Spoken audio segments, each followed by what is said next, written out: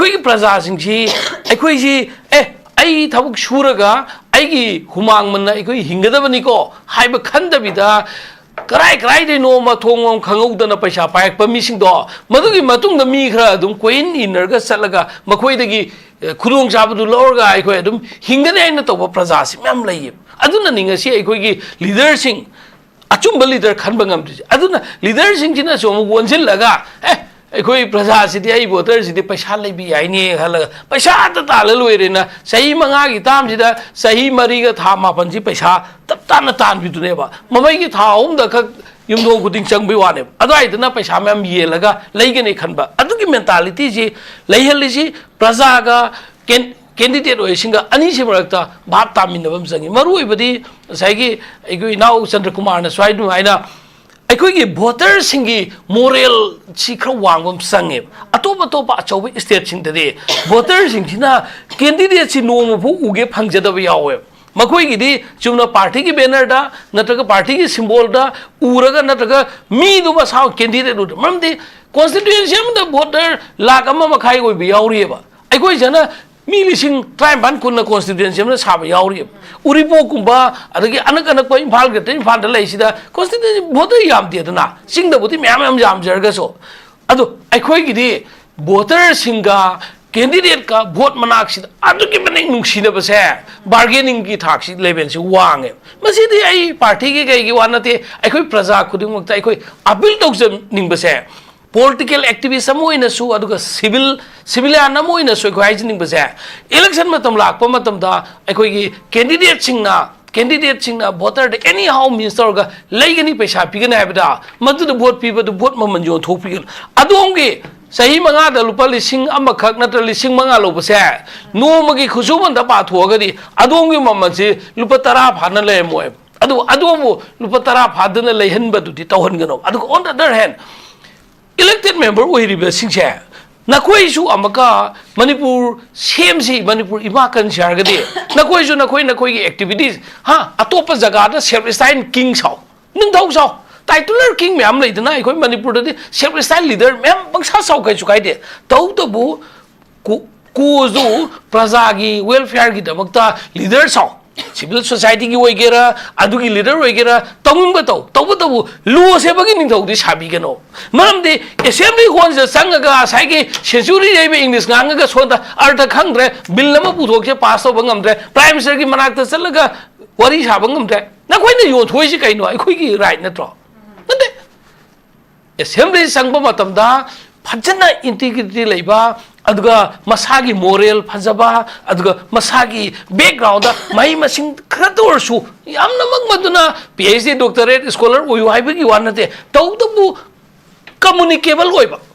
India की leader सिंह का कम्युनिकेबल ओइबा याबा ममदि अखोइ मणिपुर की बजेट से अखोइ दिल्ली चला तानरिमने मणिपुर दे बजेट लेबा मणिपुर न पीबा नतेबा अदुदि अखोइ सेंटर की लीडर सिंह फजना कन्विंस तौबा ngambagi कैपेबिलिटी लेबा लीडर सिंह अखोइ खनबा संगे मणिपुर की मतम की तंगाई फदबा लो सेमकपा मतमदा नखोइना किगेन कॉर्नर मसी मुन्ना खंगबा संगिदना अदुदि नत्रना अखोइना पंथा थागलगन हकना की खुदोंग चाबी येंगा थागतबसे प्रजादसु मसी खनमिनसे दुगा लीडर लेजिस्लेचर नखोइनसु अखोइ प्रजा सिंगसे नखोइ अतै एक्टिविटीज दा दोन सानिंगसु साजको अदुगा लो सेमम दे साबिगनोबा अदुना हौजिक लाइबा पोसे अखोइगी करप्शन की चांग सिदे करप्शन से कोई याम लाइन थिंगबा याइदा औसा एंटी करप्शन सेलैना honourable ex minister Shri Biren की मखादम सेम क्राइ लेखरगे सेलुगी डिपार्टमेंट की ऑफिसर क्राइ लेखरगेने vigilance commission state vigilance commission ने लम्फेन थमीसे कईदोइगेने मखोइ मथौजे विजिलेंस कमीशन की मथक्ता विजिलेंस तौबा याबा कमीशन अमा अखोइ लिंग तंगाइ फद्रे एंटी करप्शन सेल की मथक्ता एंटी करप्शन इन्वेस्टिगेशन डिपार्टमेंट अमा लिंग तंगाइ फदबम लाइ अखोइ दैट मीन्स डिपार्टमेंट दि म्याम लैयेबा ऑनेस्टी ओइदबगिनेबा डिपार्टमेंट की मीसिंगदुना ngसाइगी ओजा बुबुना हाइबिरिबा पीपल्स की ट्राइब्यूनल मनलबे बाइसे पीपल की ट्राइब्यूनल की दमक्तने बाइखोइना कोर्ट ऑफ जस्टिस ना थमिसे प्रजा की वाइन बिचार की ने पीपल की ट्राइब्यूनल की दमक्तने बा अतोप इंस्टीट्यूशन की ट्राइब्यूनल सिंग थमिसे अदो तौगरो मिसिनने हमोई सेंबीदबदगी मसी लोइनमक मांगहनबनेबा अदुदि अखोय हुजि खनगदबसे अखोय कंसर्न सिटीजन अखोय म्याम हाइगदबसे एनी इंस्टीट्यूशन दा हौजे अखोय थिदोकसे बा अखोय आर्डेटा से साई चंद्र कुमार ना हाइदु माइना अखोय सिंजे information see we are inform citizen से अखोय ओइसेबा अखोय मरमदि 2010 दगी नत्रगा 15 दगी 20 दगी एंटी करप्शन सेल डिपार्टमेंट ना करप्शन की मतंग दा मी क्या फादन दंदी पीखरे अदुगा अनएम्प्लॉयमेंट की मतंग दा क्या लेखरे अदुगा सपोज ऑफिस सरकार की थबु अमु ऑफिस अमा सार मतमदा संगा मतमदा नोंगालगा निंखाइबा मतमदा मदुगी कनाना थिका लवी नत्रगा मदुगी सेंक्शन दा कमाय तवे खुदिंगमक से अखोयगी राइट टू इन्फॉर्मेशन एक सिजनरगा सेक्शन 6 मखा दा अखोय इन्फॉर्मेशन चिक तौ जाय अदुगा अखोयगी अखोयगी इंडिपेंडेंट अखोय प्रजा सिंगे भलंतैली अखोय कईगुंबा थबु खर तौसी मसिदा पॉलिटिकल पार्टी अमना तौगदमनी पॉलिटिकल पार्टी अमना सेमगदमनी हाय लेरोय अदुगा याम फजबमा आई चंद्र कुमार ना लर्नेड चंद्र कुमार सजेशन तौ याम फजबम नै केंद्र हुंफुसिदा एमएलए हुंफु कारखाबने एमएलए हुंफु कारखाबसे irrespective of political parties second third fourth ताहुबसे नकोय मथंग दाम दु भोट लेकदोइनेबा नकोय की मांग द काख्रेब एमएलए तुना कराय कराय दा अफब थौ तौई कराय कराय दा आरान थौ तौई से थिजन बसे ना केंद्र की लीडर म ओइगे हार के ना की कंसर्न ओइगदमनी नकोय नकोय सु तौगदम हाइबसे वाथोक सिदा ओजागी अहम मोटे कमाइन थंबिनिगु जी अखोय ngरang an India Today North East की डेट 26 November 2025 दा रिपोर्ट तो मीडिया रिपोर्ट अदुसु अखोय इंडिया टुडे गुंबा सुंबा इंडिया की ओइना मसक नाइबा मीडिया हाउस अमनी मोइसे एदो बखोइदा रिपोर्ट तो पसे अखोयगी मणिपुर लेजिस्लेटिव असेंबली की मफम सिदा अखोयगी पुखरी लेबजानी पुखरी सी क्याम सौनो कंगला पाट तौना सांगिब्रादि खंग्रे अखोय मनुंग चंगगदि उदमनिना अदुबो असेंबली सेक्रेटरी मनुंग सिदा लेंगदे पुखरी सी कंगला पाट मुक्ति सांगमदौ मानदे मसिदा nga machinjak thadabada lupa crore ahum gi bayada 2.88 crore sargadi lakh tarani thoika tangai re crore ahum jogodawa crore gi masigi nga sina ningo chakau daga yondana ga mela ga thokadoi jala di khangdre ta sengbadi masigi nga sina krai phou chana dana natragana aikogi world gi aikogi nga gi competition do da puthok pi phemoi doibra pa crore ahum ki maya gi nga machinjak thadara adagi atopa plan sing manure plan sing 485 crore gi adagi leilang seasonal flower plan sing gi da crore ahum maire drinking water si lupa crore ani ga lising lakh humdra si suppose crore ahum dagi only 30 lakhs ta bane drinking water da low rise land scraping gi 120 crore stationary csang gi item da 2.40 crore ai committee functions gi da amadi meeting ida 1.90 crore fi around 2 crore ni sumaina refreshment si 2 crore gi maya yore 1.77 aduga condiments aduga toiletries ba disposable items gi 2.70 crore punab subsan laga lupa crore kun ga manga ge masida yengi se ekoi uba yari si ngarang han idp jingi IDP सिंगे थुम मागते पिजर bride रुपा को लाख कुनगनी पान कुद्रागी थुम पिजरे ना IDP सिंगे स्माइना वाथोक हमसु लाखरे ना IDP सिंगे Heidi अखोई मणिपुर सी तसेंगना याम लाइरबा state अमने अदुगी मतकता अखोई सही ani muki maya ahum muki maya na aikogi yamna tamthiba laina laichat amana aikogi covid 19 gi marmoiduna maduna aikoi saitheng kayam phange madugi mathang da amaka loidrakpada 23 gi may dagi amaka aikogi tamthirba nuaitraba violence amana ngasi sahi ani amaka fazilak pm da tawre sahi ani enjalaga ani makhai gum sangsale sumaile ingai sida khogi sanaba yaba chunaba yaba pot ki expenditure do aduda oina thautu seasoner de fayeb government ki paisa si ekhoi praja sing na khangdaba oim gadra natragana khangna swaiba ngamdaba ma government ki paisa aiba tonga leite government ki oina paisa nambal na teba government state government na natraga union government na salai riba paisa si public sing dagi makhal makha kya gi khongkal iwa tax revenue levy leiriba income source mayam se chigi mayam dagi resource mayam dagi punjal laga madugi management to ngai dong ta aikogi apunba fund ama thamaga madu government ama haina salai hanbagi wane aduna government ki MLA singdagi minister dagi chief minister dagi natragan even assembly ki speaker dudagi ma ki pocket dagi puthoga mineral batal lupa tarapi ma my pocket ai putho moi doine government ki paisa se segi kai thoi ne ba aduna mineral batan khaktagi thaga su ising si yam gre crore ahumuki mayagi ising thakre Anak si manipur jam saho sa gadi na tiya duho crore ahum dagi lis la kutra kakta ba 2.70 crore gi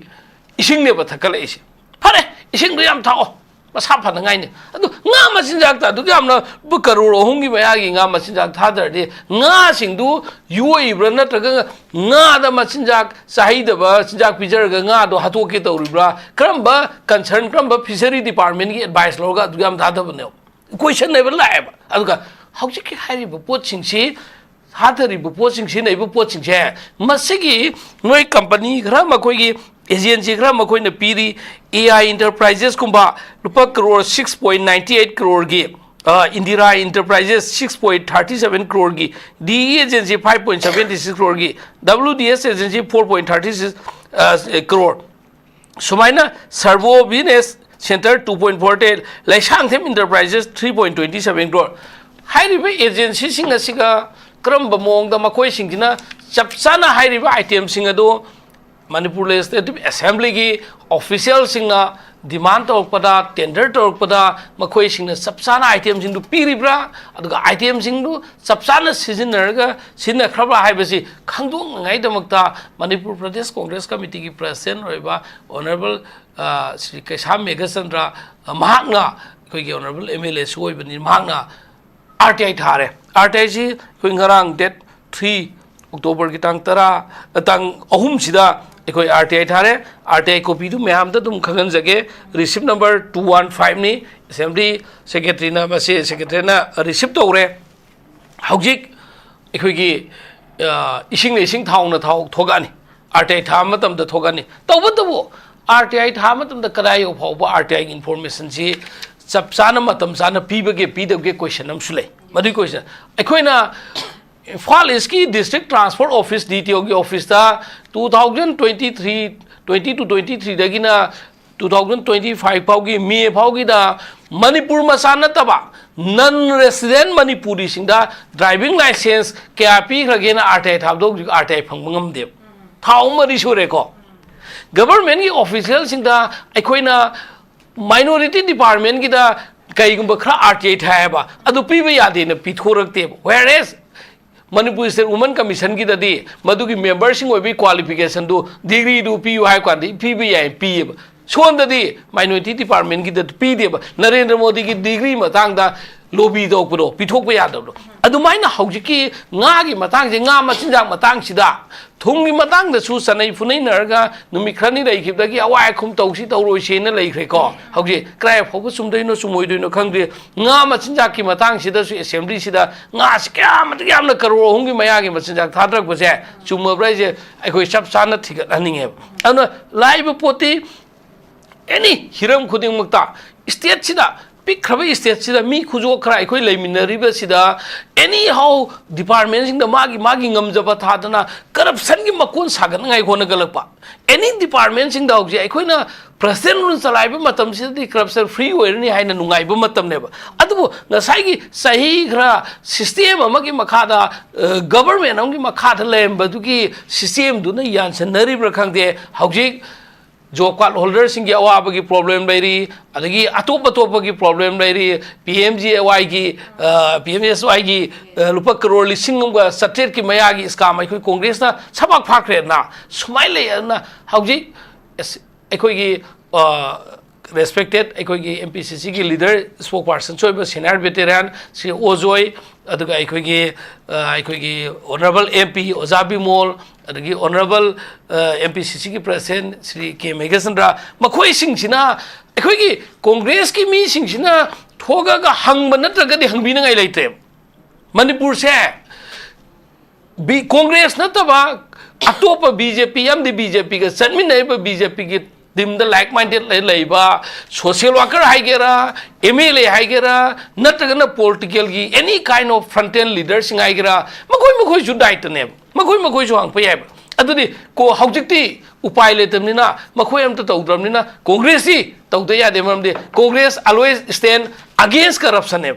corruption gi mak to Congress like ne Congress ta makhan makha kya gi badnam macha Congress na sei tara mayunga queen sang na paik pada badnam am pikhi da banate adubu haujiti ngasi di khangena Congress na lengi metam da tomba development sing na ngasi ingan na ure hauji paliba sei tara sid laiba tare se nipan se laiba BJP gi matam dana anoba project ama phawba install to bangam de na masi khoi mayek seng ba khubam ngak tani na haujiti laiba pochida ina haijening badi concerned authority department singina matik saba report paukhum si RTI thaba sida pibiro adu pi the target khoi RTI sina kalam da mapangan jam leiba polam ni masina sapsana RTI ki commission je state ki commission natraga even national ki commission phau yo patar gadi maduna dandi yoina pullaga subsoi na ki khoi gi awa pham da ta gani have sai je thank you so much yam nuai je RTI ki paukhum chap saba pibiro habani I was just under haitar ja ko citizen comes first like to muscle power money power ayambana koi bureaucrats sing aduga legislators sing hai batare koi manipur se for instance adum lau taraga su sigi port se ne handa koi gi power mongering aduga political mileage muscle power si makchina su koi gi huji sarkar padana sem bangam da ba moi masim lingjen mana da pot mamam su leide si su huji ki hai riba mayam gi huji ki network koi government politics politician people ki mindset si gi circle hai tare sidagi su meeting ama aduga ngasai gi power mongering aduga political mileage money power martial power especially by the legislature hai tare so ai area se thoklak na bai masak amaso mu oibra kamain thambini uza masi ikoina object thoibe scam mayam singse am achaw chupa massive scam sing thoi ai aduga even atopa drug related case mayam ma drug achaw ba the cartel pha ki ba singi aduga sinjat thumjagi corruption gi achaw mayam se ekoi tasengna Congress ki matam dai batare Congress ki sei tara manga paling matam dradi tangai fadana masi adum ba achaw ba sing ge thijan na ngai dong tai ekoi gi awang ba thaki agency sing da sinai CBI da adagi NIA da natragana magi mai leina ba sing do agency sing da sinai adubu 2017 dagi BJP na palak padagi thok pada drug ki case acho phaba kanda ekoi CBI da kai da sinabi har ga kai do wi sinadoi ba ekoi local police lai si thaja da moi rum to hongani hai na palin da hai trak pa matam da commando na puraga drug ki case commando bro ko commando pha ki ke drug ki tuk chau do sinasi ya ti yo ko yam nongning si ko police officer sing do last gallantry award recommend to thoi police officer ma drug ki case chena ba police officer ma sub inspector ma maming di panjaro ge gallantry award recommend to thoi ne sigi leingak sine Congress ki matam dadi 2013 da Manipur da separate high court am pura criminal ngasi Manipur da lei ba high court che ba karor kya sang no sai che Congress ta thambire na Judiciary mapangan kalaba kanda judiciary khakta na neba achumba puthoga mara leba midan di bidese MLA na minister na nataga bureaucrat officer sing executive makoina bichar tawbagi authority du makoi du oideba adna judiciary mapangal kalhan da ba yade haina Manipur gi tongan ba separate high court am leita yade haina tawda Congress ki matam da 2013 da Manipur high court tongan laisne hanai khoi Guwahati high court makha da ekhoi gi Imphal bench na rotation da tham da ani da judge ama ni la atome adugi matam da ekhoi gi Manipur gi praja gi interest sa judge ba sing je high court judge manga oi ga dam ne na sanction ni string ji manga ne hauji present string je sumne gi ahum khak ta ne sirik sik leise hauji ti amaka present string je sanction je sabian bau ohning ba matam ne judge masing kai gi no hai matam da election da kahau election da aran ba tau khine election petition me ama pal le se high court khak ta ne ba tau godoi se magi jurisdiction ji state ko ne high court ne ba asi high court le ba sida high court judge masing yam handramina election petition di bjp matam to koi ri yami kunthra ga humdoi kunthra ni thoi ne ba si ama phaw dispose to ngami bra ngamoi ngam han na ngai na mukta kai gi no te bichar to go ba judge masing yam happy roi ba judge masing yam na hap ga di kamai na judge sing ju lai na ti ne judge ahum bhangna ta uma tam da di manipur da leiba case lising ahum mari adu election petition kunthra ga ni thum doi hana gi mayam si kamai na lotion bangam ga ni si handicap oheli si kana no am ta government hai basin good governance am leiba ta ga di thamoi seng ba governance am leiba ta ga di judiciary ma pangan kalhan ga dam ne ngasi india gi oina su high court sing the judge listing am ya khai gum ne ba darkar le ba se sanction strength je adu 550 gum ba khak fill up to web supreme court ke judge ku thra ga ni thoi ne ba strength le ba se amak ta kun thai doi ji full swan de ba laikai gi ward member ma si gi ba na ta ga na vote ka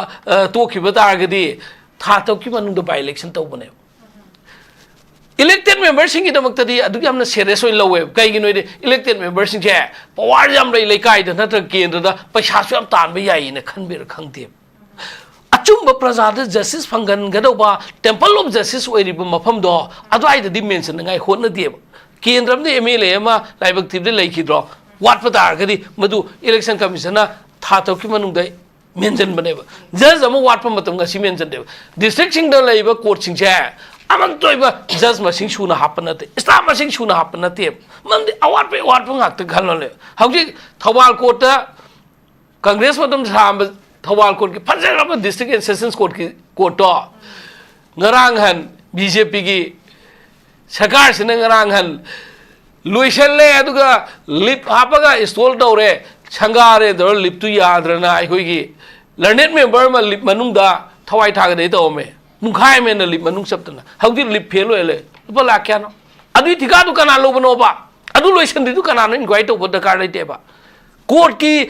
chair Singh बु आम सिंह की lake प की चेरंग दि Coke ति था म फाद्री अदुगा आम सिंह दि लोइ तले बा तौदे खोइ नंगा होइ द पोस्ट ता कई गु पोलम था का कार लाख पदो ए पोस्ट लाख प की मसाना पोस्ट थेंगाय नब द काय बने स्पीड पोस्ट लाख प खनलन बगु मोय बा बिसेपुर कोर्ट लिप ले मे बा हौजि फंक्शन तो 100 अदे पोट खुदिंग मक्सी properly अखोगी government की पोची प्रजा की नहीं प्रजा पोची government नहीं है ना लेगे तो उक्सीदा executive ओइरिबस ओइरगसु legislature ओइगेरा judicial officer ओइगेरा थमोई Seng ना अखोई मणिपुर से हम सौखट पे याब जगह ने अपिक पे स्टेट सिदा अखोगी चमान ना वाखलो नबा आई आई पोची थादोक से आई नो हो दब याद है पोची थादोक से थिका बि मतम दसु परसेंटेज वांग न पिगे दो मी द थिका बिसलबा सप्लाई पिगे दब जजु ख्वाइद की फतब क्वालिटी की बिजल थवाल कोट लेबे एसी सिंग दो फंक्शन दो याद फेल होइरेबा एसी ममिंग दो त पाब थोकतेबा मरमदी कंपनी सिंग दो कंपनी मानदबा लोकल कंपनी क्राइ दिनु खंगदबा कंपनी होइबा सुमाइना पोत तवे हौजि के हाबि स्काम मयाम से सिटीजन जाय मतम दने कनाना थवायong यार कदोइनो थमोई सेंग बतारगदि हौजि अखोगी मीडिया डिस्कशन द नैनरी से अखोगी पर्सनल गेन की नतेब आइना कांग्रेस रिप्रेजेंट तौजब से मणिपुर प्रजा रिप्रेजेंट तौबने ब्यूरोक्रेट सिंग ताबियोबा अखोइना टीवी डिस्कशन द नैनै से लेजिस्लेचर सिंग ताबियोबा ब्यूरोक्रेट ऑफिसर सिंग ताबियोबा प्रजा की सिविल सोसाइटी ऑर्गेनाइजेशन जो ताबिरगा डिमांड तौसेबा सुंबे स्काम से असेंबली पुखरी लुपा करोड़ अहुंगी nga masinjak thate haijalaagadi he masi kamai toksigि मैम सु खर लाउमिनसे मसे अखोई कांग्रेस के एमएलए मंगा सिखना ngam नतेबा यांखै मंगा आमना बीजेपी द लैथोखरे मखोई मायक तो वांगांग द बिद सुम लेरगदि कमाय तोक्दुइनबा अदुना अखोई की सिविल सोसाइटी होइगेरा इंटेलेक्चुअल होइगेरा मिसम प्रजा होइगेरा एनी अखोई की सिटीजन खुदिंग मके अखोई कंसर्न है म कई गिनो हाय मतमदा अखोई नोइ दि लौगिबा टैक्स मयाम दुना अखोई नोइ दि लौइबा रिसोर्स इनकम मयाम दुना मखोइना सिनरगा मखोई की एमएलए मिनिस्टर सिंग की बिल्डिंग मथोन वांखन ngai दंता मखोई की मसा मसु कोलकाता द दिल्ली द बॉम्बे द अमेरिका थान ngai दंता गुवाहाटी द दिल्ली द मखोई की बिल्डिंग सान ngai दंता अखोई सुम अपंग बता द येंग द लेगदि ब्रो अखोई येंगरोसे आई की सिटी पॉलिटिकल पार्टी की वानते जस्ट ए कंसर्न सिटीजन अमोइना मणिपुर की प्रजा मोइना अखोई हाइदे यातेबा न हौजि लैबा पोचिदा अखोई खुदिंग मक्से स्काम मयाम से अखोई थिदोन ngai दंता अथुबा मतमदा अखोई की मरी लेनबा media sigi medium the through the अखोई टीवी चैनल सिंह तौब तौजरी होने प्रजा की प्रजा मिट नाकों कंसर्न अथॉरिटी मिट नाकों होनाई नकोई मिट नाकों सिंह ताबी थमोई सिंह ऑफिसर खरदी थोपीयु कईदौरगे थमोई सिंह लाचनीबा हजिक एंकर सोद नाहतंगी खुदोंचाब लौरगे एंकर फोंजोंब अखोई हंगनीब वाफम हजिक प्रेजेंट पॉलिटिकल पोजिशन है तारे पोजिशन हजिक मणिपुर एक्स खरा एक्स वीआईपी है तारे MLA present MLA Singh ex minister ex CM Delhi की खोंसान के करी यायगा है वाखलोम लाए नो मकोई चटपीयु दिल्ली चटपसे थेंगमल्ले मणिपुर की तंगदु लेतादबसी सही अनीगा था मंगा हेंजल्लाब मतमदा हौजिक सरकार सेमदोइने पॉपुलर गवर्नमेंट सेमनगाइगिने नंगासिगी लोकल मीडिया सिंग यावब मखोय चला सेमदोइने गाय कोई चेंजे या सेमबियु सरकार सेमबिरो फजना तौबदबो सेमदोइब सरकार दुना मणिपुर प्रजा के अपामबदा मणिपुर की टेरिटोरियल बाउंड्री कायबे याबा मणिपुर की इंटीग्रिटी कायबे याबा खुसेमददी सेमप यारोय मणिपुर की हानगी लेजेब इंटैक्ट मणिपुर की दो अदुगदमनी मणिपुर जो थोप याबगी सरकार दा कंप्रोमाइज तौबीरकनो मणिपुर नुंसीबियु मणिपुर हौजिक सही अनी मखाइसिदा मणिपुर योन थोयना मणिपुर योन थोय हाइबगी अर्थदी मणिपुर मसा मोइना मणिपुर दगी इम्फाल दगी एरोप्लेन नत्रदी चटप याहंद्रिबसी सि काइने हाइदोइनोबा सेगो हराओरगा येंगगा लेगदोइब्रबा सिददे एमएलए फाउबा बीजेपी एमएलए फाउबा बीजेपी चटमीनब एमएलए फाउबा मणिपुर कहोद दिल्ली चेलगने नखोना honourable prime minister home minister defence minister लोनमक इवन नेशनल हाईवे हजिक चट याद्रिबसी नेशनल हाईवे की ट्रांसपोर्ट मिनिस्टर तानरगने अखोई मणिपुर की इन एंड आउट मनुंग मपान ऑल कम्युनिटी हजिक all community am chap yarga am chap yaro harga di madu tongan ba malai aduna all community sing chap ya halaga manipur gi hana gi leijeram ba khoi gi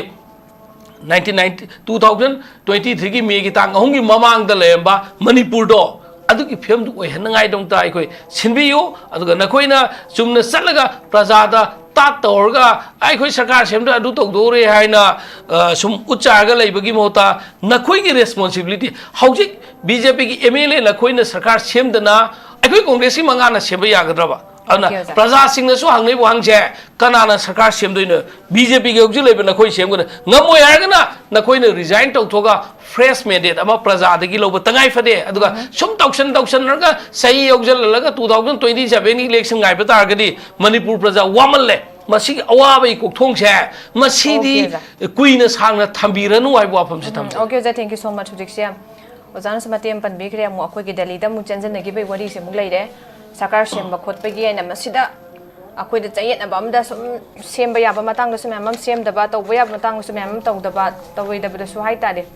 आदा swaggy Matang से दम याम पामना मे ma'am ना popular government से थमगा अखोई इसागी इसाना टिंग तमना अखोई अवाद अपा grievances ma'am से पुखटजगे एड्रेस तौजगे प्रजा का नकनबा अदुगुंबा मा अदुगी म्याम अमा सुमरा मा यामना दुगी अपांबा मुगलैखी अदुगुंबसु मतमदुसु दुम सेम किदना हाइ तारे दुम सेंटर की आकाशी यंगा आदा चटलगा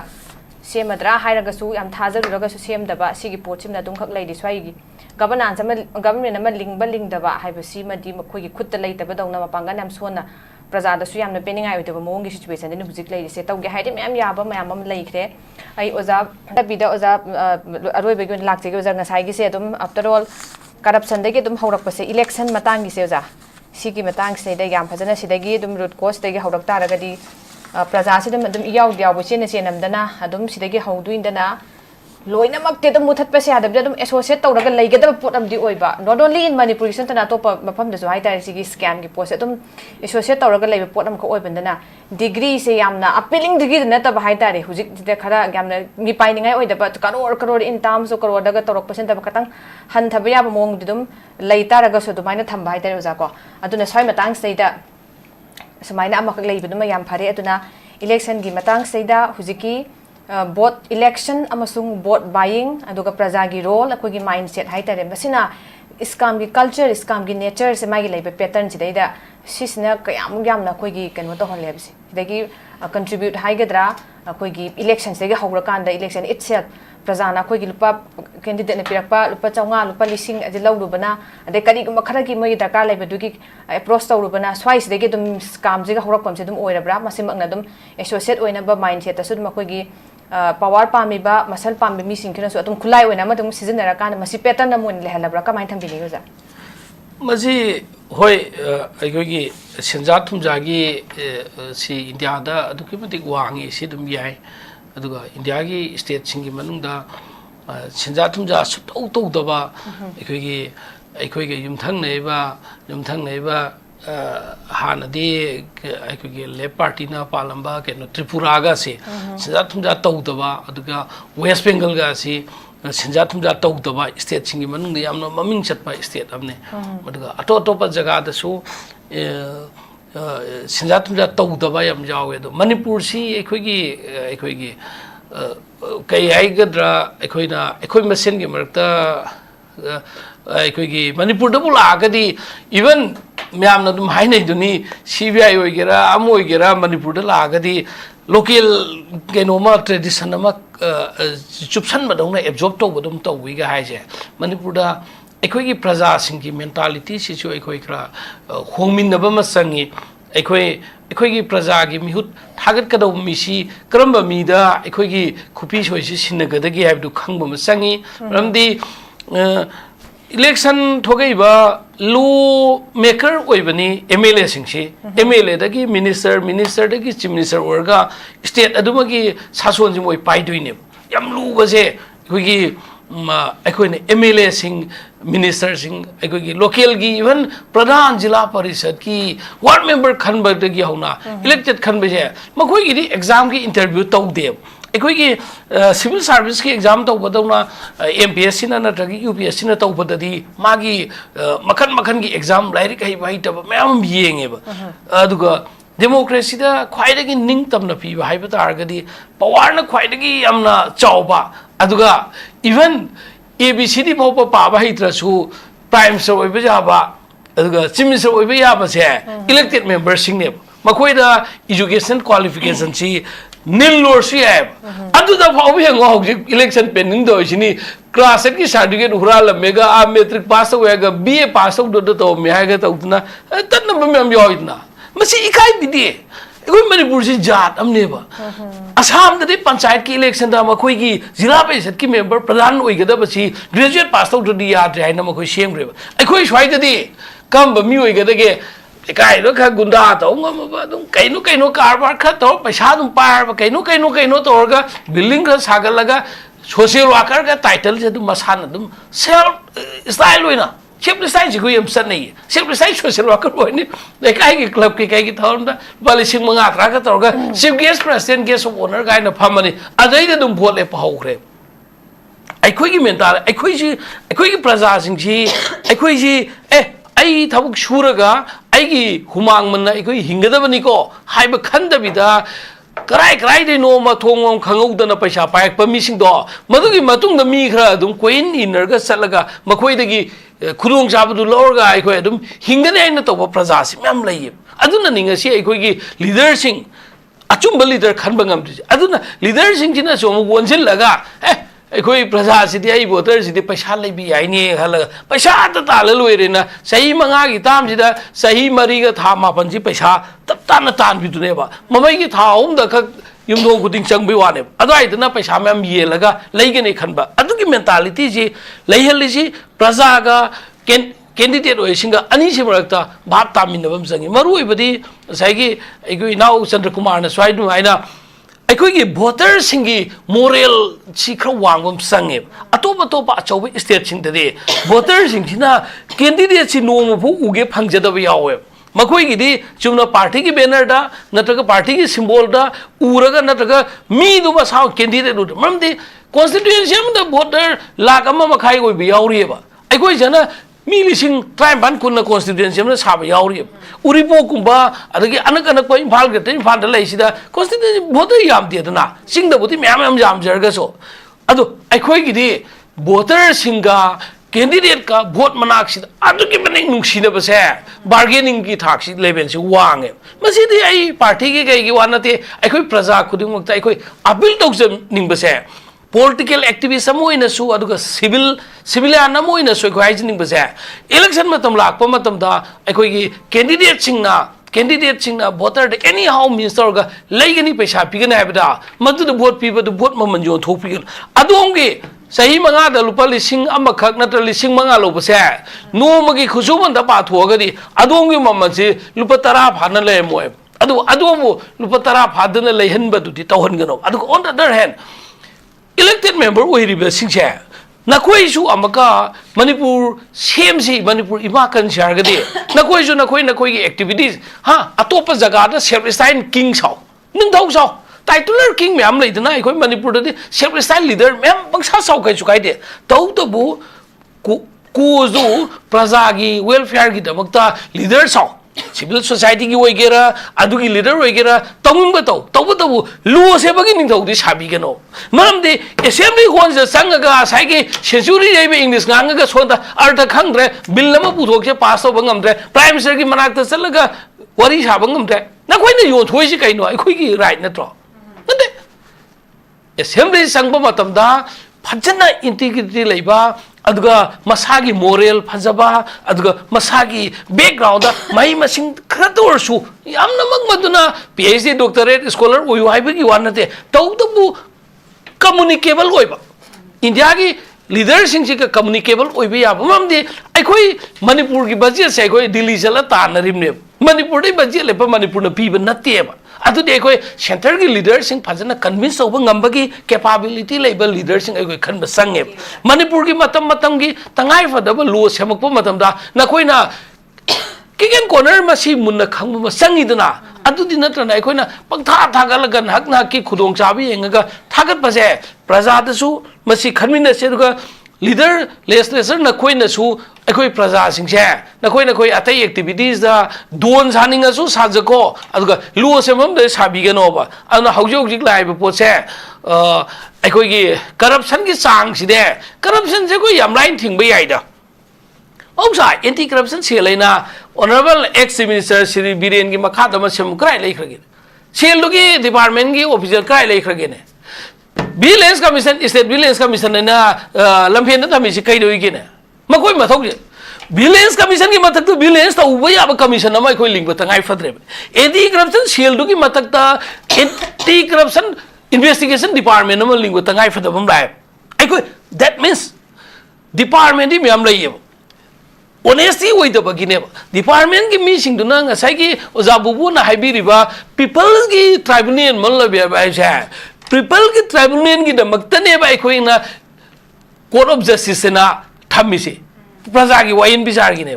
people ki tribunal ki damakta ne ba atopa institution ki tribunal sing thammi se adu tawgaro mi sin ne thamoi sing bidab da ki masi loina mak manghan bane ba adu de khoi hu khan ga dab se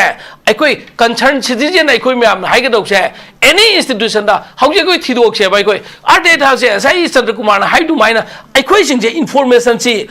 we are informed citizens aikoi oi se ba aikoi mamdi 2010 dagi nataga 15 dagi 20 dagi anti corruption cell department na corruption ki matang da mi kya phadan dan di bi khre aduga unemployment ki matang da kya lai khre aduga suppose office sarkar ki thabu am office ma sar matam da sanga matam da nonga lagan ningkhai ba matam da madugi kanana thikala wi na taga madugi sanction da kamai tawe khuding mak sai khoi gi right to information ek season narga section 6 ma kha dai khoi information chik tok jai aduga ai khoi gi aikoi gi independent aikoi praja sing je balan taili aikoi kai gumba thabu khra tausi masida political party amna taugadamni political party amna semgadamni hai leiro aduga yam phajaba ma ai Chandra Kumar na Learned Chandra Kumar suggestion tau yam phajaba mai kendra humpu sida MLA humpu kar kha bane MLA humpu kar kha sai irrespective of political parties second third fourth tau ba sai na koi mathang dam du vote lekko doi ne na koi ki mang da ka khriba MLA tu na krai da apha thok tawi krai da aran ba thok tawi se thijen ba se na kendra ki leader mo oi gi har ki na ki concern oi gadam ni na koi su tau gadam na hai ba se aroi ba dai tham okay thank you so much am jana thambire ozana su